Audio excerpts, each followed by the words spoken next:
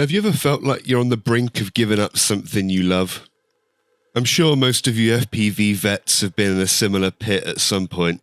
Everything had broken, everything was in a complete shambles, I was questioning everything about my life choices, and I'd somehow forgotten how to fly. The inputs I was doing weren't corresponding to what was happening on the drone. But to understand how I got in this mess, we need to rewind a few weeks. The story begins on a rare sunny day in April, where I attempt my first FPV vlog. I'm still not too sure about this format. I'm certainly no bot grinder, but I guess I'll let vlog me do the talking as to what I was up to. It's just sort of started to rain. I'm gonna just go for it though. I really want to show you guys this dinosaur. I'm hoping I have the video range to get over there. There's a few dinosaurs actually. I'm not sure if they'll be moving in their full animatronic beauty right now. I think that's for when the park opens in the summer. But yeah, we're on the other side of the river. So hopefully there's not too many bushes and things blocking the VTX signal. It's good this, we're about 10 minutes out from my house. And probably another 10 minutes to the spot. So yeah, I got down to the spot. I've been walking quite quickly and was fairly sweaty. First lesson of the video, cool down before you put on those goggles. Because oh boy, mine was steaming up a few seconds into this flight.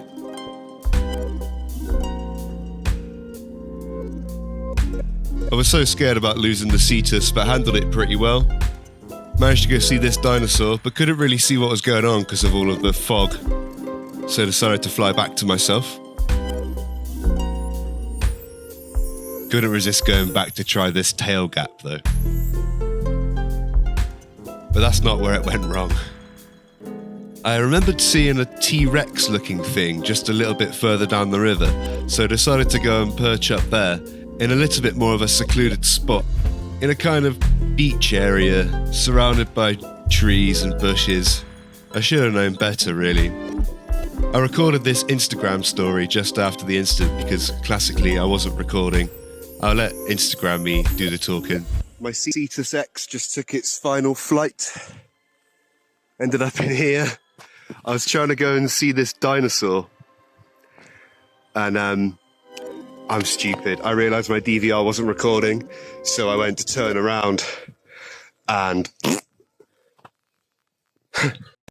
Look, I feel bad I didn't dive in to try and rescue the Cetus, but it was the coldest, wettest April on record, probably, and this tidal river isn't far from a water treatment facility. I don't want to bore y'all to death, but if you want to find out just how corrupt and archaic British water companies are, check out Joe Lycett's documentary on the subject. Blech. Managed to not film this, but I did poke around with a stick and almost get attacked by a big swan, trying to recover the Cetus, but yeah, nah. A couple of days later, I returned to the spot with a mate and his giant magnet.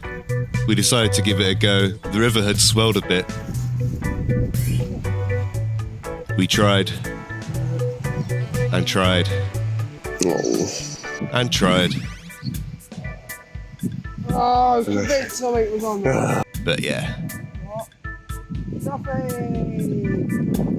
As well as mourning the obvious loss of my drone, I had to come to terms with the stark reality of having added to the world's plastic problems.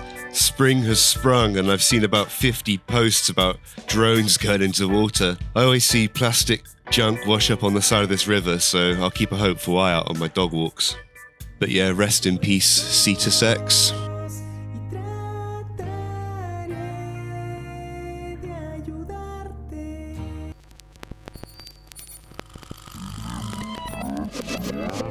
Since receiving my Meteor 65, I've become quite proficient at soldering. That's a lie. A bit better. I need to stop drinking coffee.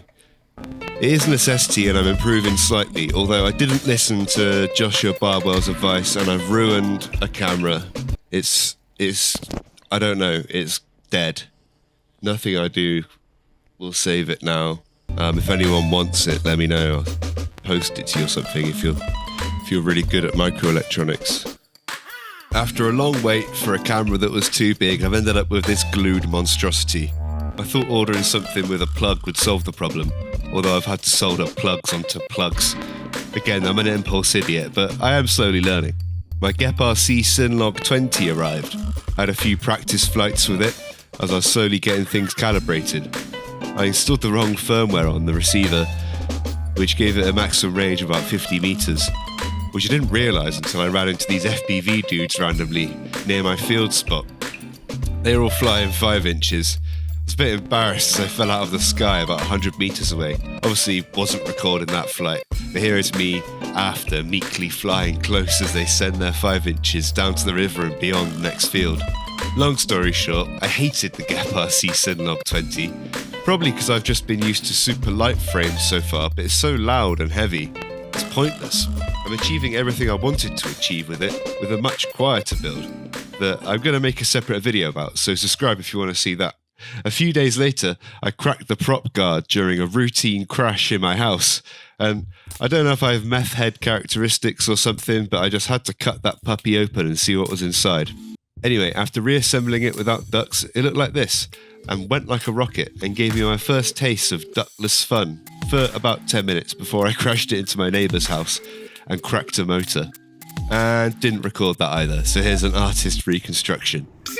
So anyway, now, as I've decided that there's absolutely no point in the Synlog 20, and have a hankering for some bareback unducted fun, I've bought myself this frame to make a 2-inch freestyle quad. Again, subscribe for that one, gonna be a little while before I get around to making a video about it. So my time this month has been spent between destroying quads and waiting for things to come from China. Any time I do spend flying or in the sim is completely ruined by this. In my last video, I spoke about the Beta FPV Light Radio 3 and how it's doing this shit. Well, it got worse. So I messaged them about it and waited and waited and then got a reply and they told me to calibrate it. And I was like, duh, I've done that, obviously, I'm not dumb. And then I realized you could actually calibrate the controller itself and not just in the sim. So I did. And ladies and gentlemen, this is the thing that ruined FPV for me. Calibrating this controller caused it to change. I'm not sure if it was a more true setting, but suddenly I was shit at flying. Whatever problem that existed with this controller was now programmed into my muscle memory. So now I'm on a quest to find an expo that feels like it did before. Or is it a center setting? I've been through loads of combinations, and sometimes it feels right, but then it will just change. Look how jittery my roll adjustments are. It feels like a losing battle with this thing. Beta FPV granted me the privilege of ordering replacement gimbals for £1, which I have done, but I have no intention of using.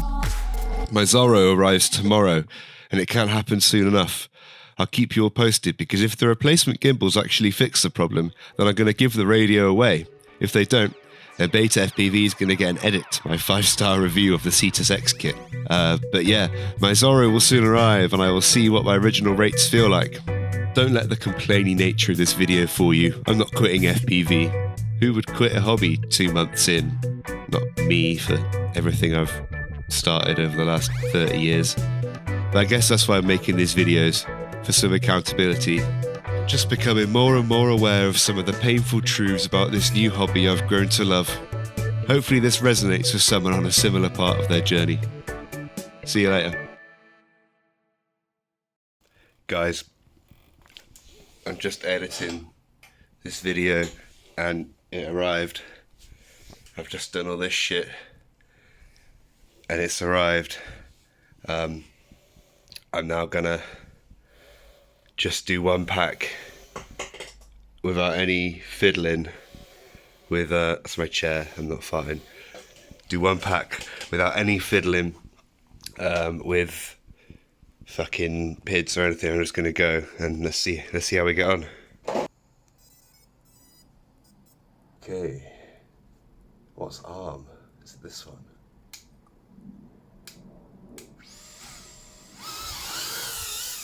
Whoa.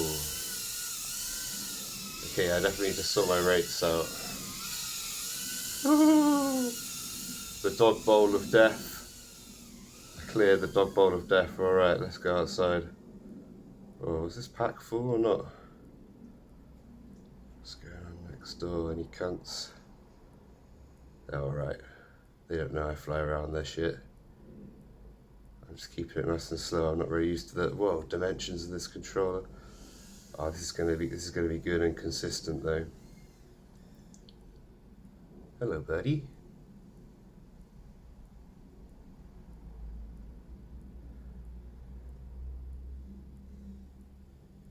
Let's try a flip. Oh god. I'm in angle mode. Jesus Christ.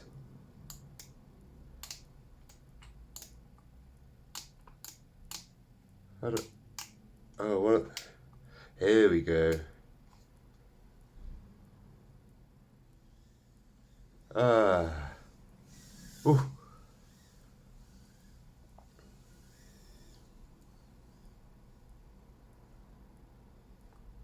Whoa.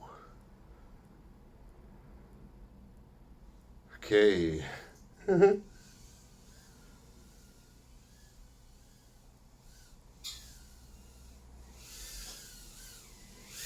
So yeah, I've got some adjusting to do. Now I've got this controller, including learning these switches. This exists now, so expect consistency or something. Bye.